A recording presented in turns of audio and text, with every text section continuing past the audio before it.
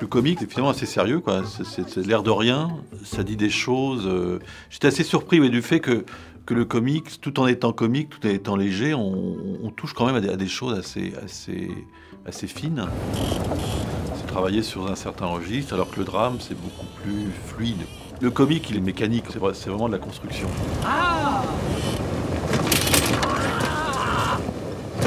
Le tragicomique, j'ai l'impression qu'on marche sur ses deux pieds, quoi, alors que le drame, on est sur un pied, la seule comédie, on est sur l'autre, et que l'être humain est profondément drôle et pas drôle, quoi, les deux. C'est délicat de parler de l'inceste, par exemple, c'est vraiment un truc, les gens n'ont même pas envie qu'on en parle. Donc ça permet d'en parler, l'air de rien, en désamorçant, c'est-à-dire qu'en n'étant pas désagréable, en donnant au spectateur une façon de désamorcer ce qu'il voit. Et en même temps, les gens ont besoin de ça, ils ont besoin de rire et de pleurer, quoi, en fait, des deux.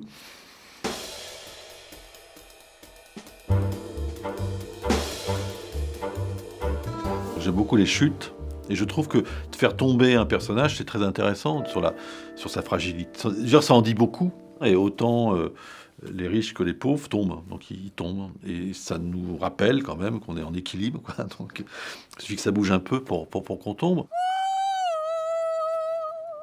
Le bien filmé est aussi important que le bien joué, que le bien dit, etc. Mais il faut aussi que la caméra soit là où il faut, c'est-à-dire pour filmer les sensations, les réactions des personnages. Donc la mise en scène est importante. Oui, regardez là-bas, ces cueilleurs de moules. Oh, comme c'est pittoresque. C'est des contraintes de jeu, donc l'acteur, il faut qu'il soit net, etc. Donc ça oblige aussi l'acteur à se positionner de telle façon qu'il soit bien placé devant la caméra. Il faut qu'il se plie à la caméra.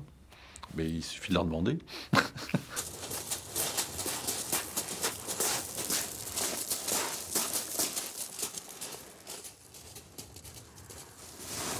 pour ça que j'ai pris des acteurs professionnels, puisque c'est leur métier, donc c'est des acrobates, donc c'est leur métier que de planter des personnalités aussi farfelues, et de les joindre à des non-professionnels qui sont exactement le contraire.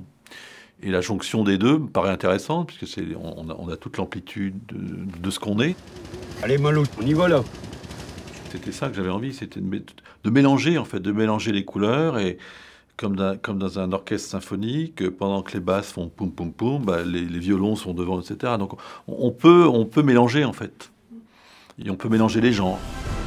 Dans toute cette histoire, il y a une providence. Ceux qui sont sauvés et les autres. Malou!